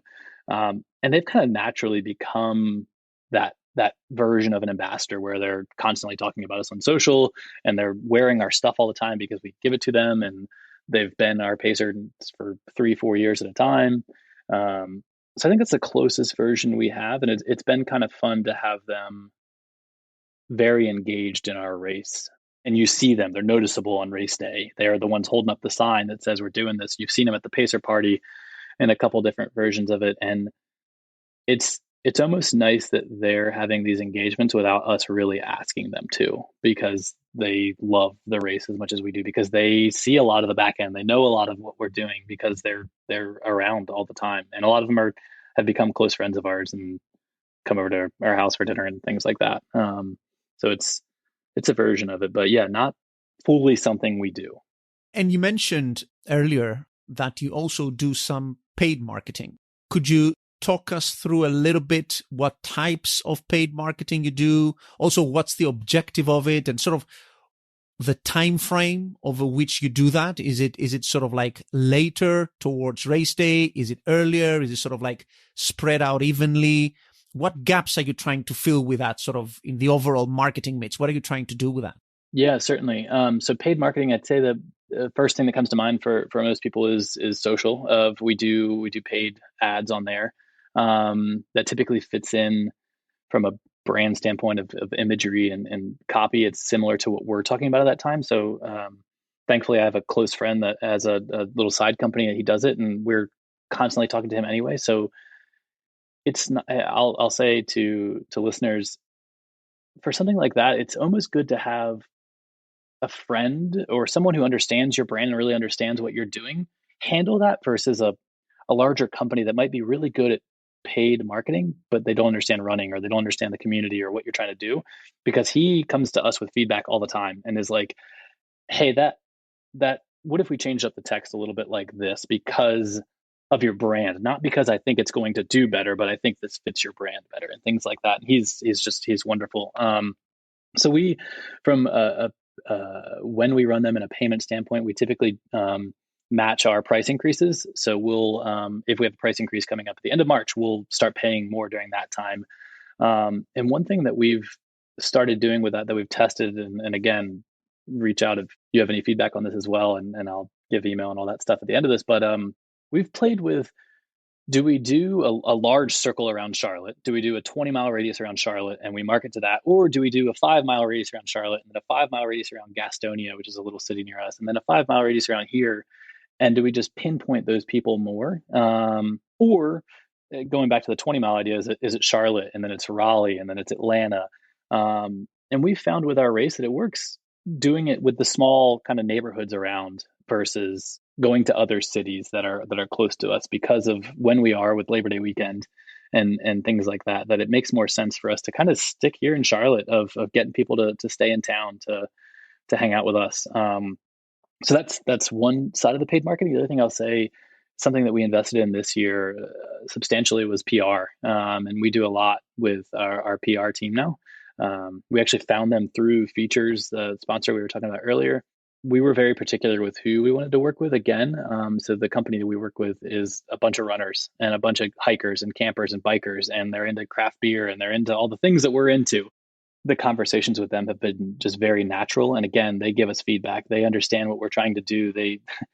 The owner and our kind of rep came down with their daughter and their husband to volunteer at our race, and they wanted to be there on race day because they're in Asheville, which is just about 2 hours away from us. And they came to town to see what it was all about and volunteer and spend time with us that entire weekend, which was huge. They've been so amazing for us. We've been on so many great podcasts this year and different articles that, like Running Insight, of how we kind of found each other to help us out. And the thing that we've learned about them that we wanted to really make sure we understood before we did it is, this is not a 1-year deal. This is a 3, maybe 5-year deal that we need to continue to work with them to really build out what it looks like. We're not going to get on every single website and every single podcast in year one to talk about all these fun things we have going on. They need to build relationships and they need to work towards that. So we knew that was going to be a multi-year expense of what that looks like. And those conversations have just been different than what normal paid social, I think, looks like. And we've really enjoyed that. Those are, I'd say, the main 2 forms of like paid marketing outside of outdoor advertising and things like that. But it was ads on social, and then our PR team, who's just been wonderful. Yeah, PR, I think, is another thing that is not particularly high on most race directors' shopping list. Also because, to be fair, to engage an actual agency costs, a good amount of money, I guess, that most of the smaller races don't have. But as we mentioned with Meg Treat, it was a PR professional that I had on the podcast a few episodes back. There's lots of things that people can do on PR that they can sort of DIY, like reaching out to local media. The most important thing about PR, which is probably why it works so well with Around the Crown, is having a good story, basically having a good brand, knowing what story you want to tell around that. And then, like local media, the press, they will scoop that up. If the story's there, they want stories to run. So I think it starts, people seem to sometimes hesitate thinking that, like, oh, why would, like the local newspaper or the state radio or whatever be interested in my race? But it's their job. It's those people's job to be putting stories out, and races are naturally newsworthy and they have stories to tell. So it's definitely something that people need to look more into. I want to wrap up this very, very interesting discussion, because before you tell us about your future plans, which is also very important to see where the race is heading, but I want to wrap up on one other very important thing, which is sponsorship. And you seem to be doing that also fantastically well. Every program that we've discussed so far, the Pay What You Can, the First Timers Club, the stroller division, even things that we didn't have time to touch on, your training plans, your training tours, like you do lots of things. And there's always a title sponsor or representing sponsor behind that. And it always feels very natural, as you were saying. Some of the training tours, Brooks is there, which has, like whose brand is also aligned around inclusivity. So it all seems to fit perfectly well into that. And there was a discussion in our Race Directors Hub group on Facebook the other day about something, and I wanted to have your take on this, which was, so there was a race director there who was saying, I had I think it was like a physio or like a sports clinic or something. They were sponsoring my race, which I took to mean that they were giving cash to the race. And then, they realigned their sponsorship program a little bit. And then, recently we went to them for renewal, and they said that actually, they can't actually do the cash, but they can turn out on the race and they can still provide the free service, etc. And it's always, I guess, a black box for many people looking into races like Around the Crown. How many of those sponsors come up with actual hard cash? And how many come up with more like in-kind propositions, like giving up product or services for the sponsorship? And also, what is your approach to how high you set the bar for accepting those in-kind sponsorships? Basically, are you the kind of person who looks at really, like the race experience and, oh, these people may not be able to contribute cash, but they can add a lot to the race? Or are you one of those people who says, I have a premium event, it's an awesome event, people need to pay to get into it? Like, what's your, I think, I know there's lots of questions there, but like, what's your overall approach to this, to the in-kind and setting the bar, and like how you approach those kinds of negotiations? Yeah, all awesome questions. And I think I wrote down the majority of it, and I think I have answers to the majority of it, but feel free to remind me if I do forget some of them. To close up on PR real fast, because I think you brought up some good things. You said it was Meg who was on here before? Yeah. Completely agree on the DIY side of things. The hiring a firm was year 4. Year 1, it was us doing it, us kind of playing with, I'm going to shoot an email or a tweet or a DM to this news source to see if they'll do it. It was getting a partnership with a local news station to have them hopefully, market some more for us. But it was an in-kind sponsorship and there was no cash involved. And it was just we'll be your go-to media source kind of thing. And then year 3, we finally hired, like, again, a friend to do it. And it wasn't a ton of time she was able to spend on it because of what we were willing to pay or what we were able to budget. And then year 4, it was a full-on firm. So it was something we worked towards and tested out and wanted to see that that's how it works. So don't think that you need to hire a firm or an agency right away and spend $15,000, $20,000, $25,000 on, like, know that, yeah, try it yourself and see what you think, and then eventually go to it. So I think that's a great point. And again, I'll have to tune into that one too. So I have Peter and Meg that I need to listen into, which I'm excited for. But on to sponsorship, great questions, and definitely something I think I learned a lot more about when I was at the Whitewater Center. A friend of mine, Adam Bratton, who was kind of above me there and taught me some things about what does in-kind look like, or VIK, I think is what we call it a lot, of value in kind versus cash. And a lot of times there we use like a 1.5 multiplier. So if you're going to offer your shirts at a discount, for example, like a Recover who does all of our shirts, maybe our sponsorship level is $5,000 to get to tier 1. If you're doing a value in kind, it's gonna have to be at $7,500 to be at that same level. And that's a guideline. It's not a hard line at all. That's something we've realized. I think I'm getting used to it more. I can't say that I'm a professional at it by any means yet, because I look up to a lot of good people in that realm of marketing. But one of the big things I think we've realized is it's such a personal relationship and a personal conversation that this is not something that you hand off to any random employee or any random company. We had someone come in and help us with our sponsorship in 2020, and she was absolutely amazing. And unfortunately, then the pandemic came along, and we weren't able to hold on to her. But it was something that we talked about a lot, and we thought about a lot before we handed that off to someone else other than myself or my wife. And she did such a good job of it. And that was the first person we hired, was that sponsorship manager, because we knew how important it was to talk to the right person at the right company and then also go look for these leads. But when it comes to how high up you're willing to go of a tier 1 or a tier 2 sponsor who can give you that value in kind, we don't allow it to be like the very top tier presenting sponsor, like someone like Truist. They definitely offer value in kind in certain ways, but we wanted to make sure that there was a very large portion of that was cash. But even at our, we'll call it like our tier 1 and put presenting above that. But even at our tier 1, one of our main sponsors there is a local Subaru dealership called Williams Subaru. And one of the things they were able to offer was a car. And it's like, that's a massive value. And maybe we can't put it at the level of what it's valued at on a ticket price of a $45,000 Outback or whatever it is. But there is some substantial power behind that. And they were willing to give us a new car each year that they're going to rewrap with our branding on it. And then they're going to give us cash on that as well.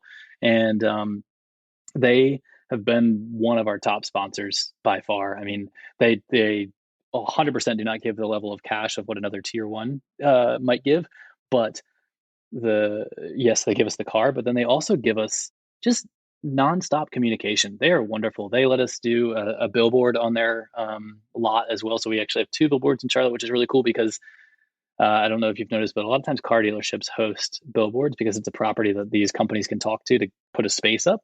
So they have rights to one side of that billboard. So they allow us to be that brand on there with our Subaru that says, Williams Subaru drives us around the crown. And they're wonderful to help out with other pieces of our marketing throughout the year, like these scavenger hunts. They're giving Subaru branded pieces to then hand out and things like that.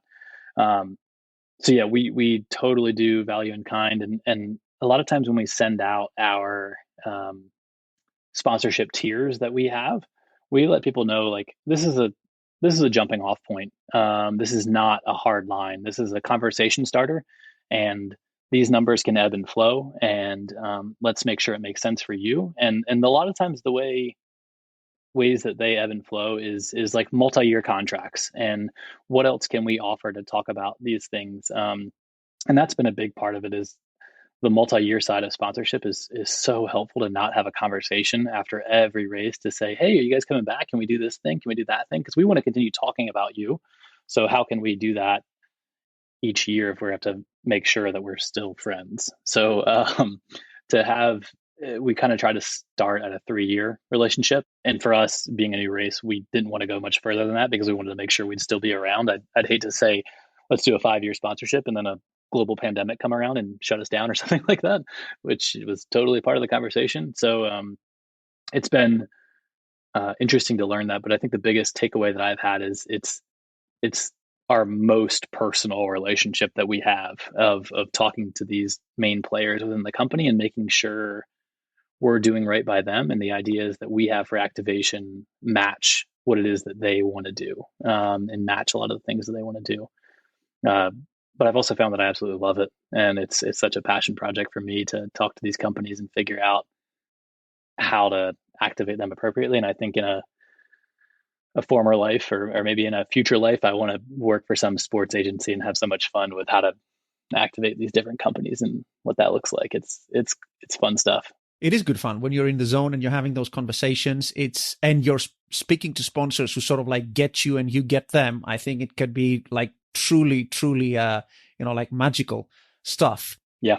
Because of your background also and your involvement with Charlotte Marathon before and the other things you've done before, you probably got a pretty big head start on where other people may have started with their sponsorship program. But I wonder, in the earlier days of the race where, you weren't up to the numbers you're now and you didn't have all the credentials and, like all the kind of like pedigree that you've developed since then, when you were talking to sponsors and they sort of get you, they want to get on board, but maybe you expect them to contribute more. They're not quite there yet. I guess your attitude in that, would it be, yes, let's get those guys on board, start the relationship, fill this lot, let me show them what I can do for them and also what they can do for the race?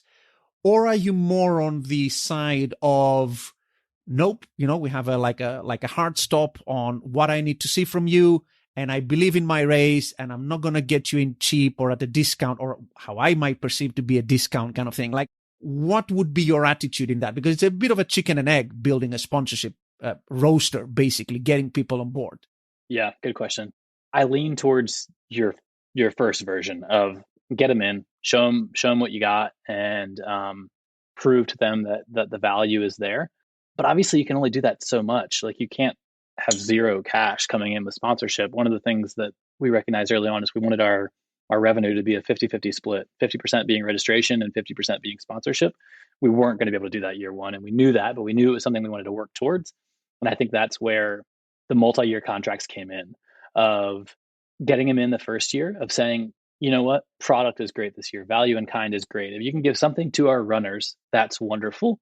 However, we're gonna need to talk about a multi-year contract, because I do want to make sure, and I hope you understand, that if we've proven our value, next year maybe we go to $500 or $1,000 or $5,000, whatever level they're at. I think that's where the multi-year really came in. And if you can explain to them, and honestly, this may not be business savvy or legal savvy. I don't mean like it's illegal. It's just maybe not the smartest way to do it. But we would tell them pretty early on, if it doesn't make sense in year two, let's have that conversation. If you absolutely need to get out, or we didn't deliver on it and we both agree with that, then hey, we get it. And also, like, if the brand didn't make sense, if we were getting into this because we each thought that we were comparable when it comes to sustainability or comparable when it comes to equity in the community, and we didn't live up to that, then yeah, let's have that conversation. But it was always an open door. It was always a conversation of what was going on. And that's happened in a lot of different ways through different sponsors.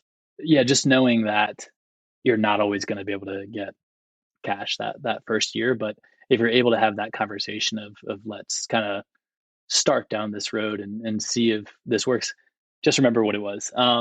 The other thing that we have done that was honestly Truist's idea that we have really liked, it seems like something so simple, and it's like one of those things, like, you kind of kick yourself once you hear it, of like, that really makes sense, is doing it by, I don't want to say by merit, but by your sponsorship grows if you grow. So rather than just putting an escalator in there and saying, we plan to grow by this amount, so this year it's going to be 5, next year it's going to be 7,500, and the following year it'll be 10, because we know we're going to grow.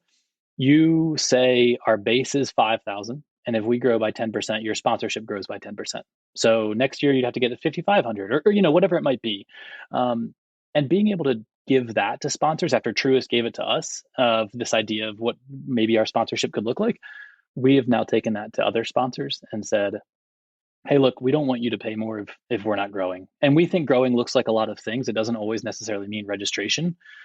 But if we have to measure it by something, and something that you can see that's tangible, and we were talking about ROI, then let's go off of that. And we've had so many sponsors say, gosh, that's refreshing. Like, thank you so much. We appreciate that. And that's been a good way to at least get the conversation started. Sometimes it doesn't always end that way, be it Truist or other companies, but it at least gets your brain thinking a little bit differently of, let's not just charge you more because our prices are going up. Let's prove it. And maybe it is registration, or maybe it's some other way, whatever it is, just know it's worth having that conversation too with a business, a sponsor, a partner, of let's make sure we're growing together and you understand where your money's going. Yeah, it's a great way to align basically your incentives and your payout, and basically say that you'll be getting sort of proportionately the kind of thing that you're getting now if we grow, and it gives you the incentive to grow. What's next for the race? What's next for Around the Crown? Where are you guys heading with it? What's your ambition? What's your target for the years coming up? Gosh, a couple of things come to mind. we're doing some new forms of marketing this year, and it's been working really well for us. So I'd love to share to see if other people can use it and what their examples are of it, or how it's working for them. Is one thing we recognized, and I think everyone recognizes, is your biggest price bumps are always on your price increase. So people want to save $5, so they're going to get in, and that's when you get a couple hundred people to register, or tens of people to register. So we're trying that out on a different level, where we're doing limited registration to kick things off. So our actual launch isn't until January, but we're doing these limited registrations that kind of revolve around our brand, in that the 277th day of the year, we did a limited registration because we go on I-277 and we always play with that. So on the 277th day of the year, we did 277 race registrations at 2770, and registration opened at 704, which is our area code here. So it was very Charlotte based. And we sold those 277 registrations in like 7 minutes, and we've never seen those kind of sales before. Like that's massive for us. We might get 250, or that's probably about as high as we've gone in the past on the day that we open registration, because prices are really low and we have that kickoff party.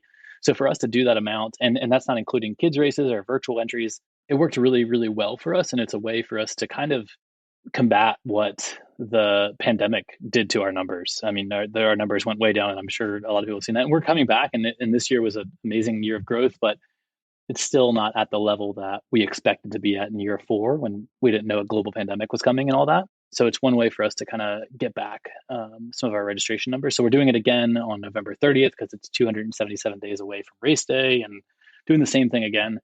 So I think that's some of the future of our marketing, is looking at, I don't want to call it like scarcity marketing, but it's something like that. It's something of that degree. And the one that I've kind of amounted it to, but a friendlier version, is how Ironman does some of their registrations. And I don't necessarily like to look to them too much for how they do things, because I think I'd put them in that boat of like, man, you pay a lot for something that I'm not sure if the value is totally there on some of their stuff. And I love what they do, and I have no hard feelings towards them. That price point is sometimes hard to wrap my head around, but they do it based on numbers of the first 250 people get it for X price, and then the next 250 get it for this. So it's never a date price increase. It's a number price increase. Like an auction, sort of. Like an auction. Yeah. Maybe it's auction-based marketing. Maybe that's what we'll call it. So we're trying that out, and we may do different versions of that along the way, but it's working really well for us. And I think it could be a tactic for people to use in business for marketing to get your numbers back to what they were pre-pandemic. So that's definitely some of the future of looking at different versions of marketing. I think other things in the future, obviously looking to grow, and numbers wise, not into new cities. We get that asked a lot, of like, hey, are you going to go to Raleigh or Chattanooga or some other city and do another version of this? And I think this race works well for us because we love Charlotte, and that's our passion. And we're not going to be able to take this passion and put that into Atlanta or Roanoke or some other city or some other country. And I think we're looking at what could a series of Around the Crown look like within Charlotte. So what if you ran physically around the Crown at different races that are around the Crown, meaning in different spots within Charlotte, but then built up to our race in September. So we just acquired our second race last year. It's a race that we've volunteered at for the last decade or so, called the NOTA 5K. That's before our race. We're looking at other races that are already existing in the community, and how could we either acquire them or help build them up, and kind of bring them into the fold of this idea of working towards a 10K, that are either already core to the neighborhood that they're in, or have the potential to grow into that. And then I think the second part of that is we talk about inclusivity, and we talk about, so I know one of the things we didn't get into, but you can look at on our website, is our Truist training tours, where we go into different parts of the city that you don't typically have a race in. And we set up a run there, or just a community event. It could be a barbecue. And then we have walking with it. So it's not even running, but potentially looking at some of these areas to host a race in, if the neighborhood will have us, and doing some races in different parts of the city that don't typically have races in them. And what could that look like to bring as a part of Around the Crown? I think that's part of the future. And then I think the next part would be, I kind of want to get back to the trail running side of things a little bit. I still do it a lot personally, and I miss that side of it. And I just got done another trail race, and looking at bringing something like that to Charlotte at a level of where Around the Crown is, of bringing in some larger sponsors, and looking at what does it take to bring the elite running scene to the East Coast. Because right now in the United States, everything is West Coast. Everything is Colorado because that's where the big mountains are, or it's Arizona or Utah or California. And you've got a couple on the East Coast that I think are doing it really well, but I would love to be a part of that and hopefully grow those races as well that are here in the mountains of North Carolina, in the mountains of Georgia. We have some great races here, but I still think the East Coast deserves a little bit brighter spotlight than what we're getting, because I think there's some great races out here, and I hope that we can join that band, if you will. So I think that's the future. Beyond that, I think there's a chance of non-running related things involved with Around the Crown, because our involvement is so much in Charlotte that what does it look like to do something else that maybe has a running focus? Like, this is not it, but if it's a coffee shop that happens to do running related things at it, that there's a water fountain outside and we have group runs every morning at 4 a.m. for the people that are parents and need to get up at that time to go running, but they want someone to run with. I think it's just going to be a running focus piece to other things, really. I think that's kind of the future of where we're headed. It'll be fun. Yeah, which brings us in a nice circle back to what I was saying when we started out that chat, which is that it's remarkable how many things, and I'm thinking business-wise mostly, because I think it's obvious what you're doing for the community, but like how many things business-wise you can do with a race as a platform and around a race, which hopefully we managed to share with people today. Brian, I want to thank you very, very much for your time today. I'm guessing the sun might probably be coming up around this time in your part of the world. There you go. It is. Yep. Starting your day. I want to thank you very much. I think I'm hoping lots of our listeners got a bunch of new ideas on the back of this. If people want to maybe reach out, have a chat, say hi, ask a question, where can they find you? First, thank you so much for having me, Panos. This is a blast. I love chatting about running, and it's fun to share that again. We've said it a couple times, but it's just, I really appreciate it. So thank you, and completely agree on the platform side of things of where can you take this thing that maybe is a one day a year event, but it is a platform to do something greater in your city and for your community and things like that. So thank you again. This is awesome, and we absolutely love it. Our website is aroundthecrown10k.com or atc10k.com. You can find me there. Instagram, I'm on there a lot just because, I don't know, I somewhat have to be. Enjoy it on there. So at aroundthecrown10k, our Twitter handle is atc10k. Or my personal one is at bmister06, or that's my first initial and then last name. And then my email, please feel free to reach out, is just Brian, Brian, at atc10k. And please reach out with any questions, or gosh, if you have suggestions or ideas of what we've talked about. I love hearing that kind of stuff. And I feel like I used to be on the Facebook group for Race Director HQ more back in like 2019, 2020. And then I think kids came along and I'm not able to be on as much more, but it makes me want to jump back on there a little bit more and see kind of what's going on. I'm excited to listen to Meg and Peter as well. It'll be fun. And then future guests of races that you have on here, of just kind of talking about the overall realm of different, how do you take all these different little pieces, put it together and make this brand and this mission and this vision. It's exciting. But yeah, thank you so much, Panos. I really appreciate it. Well, thanks again, Brian. It was a pleasure having you on. And thank you very much to everyone listening in. And we'll see you all on our next podcast.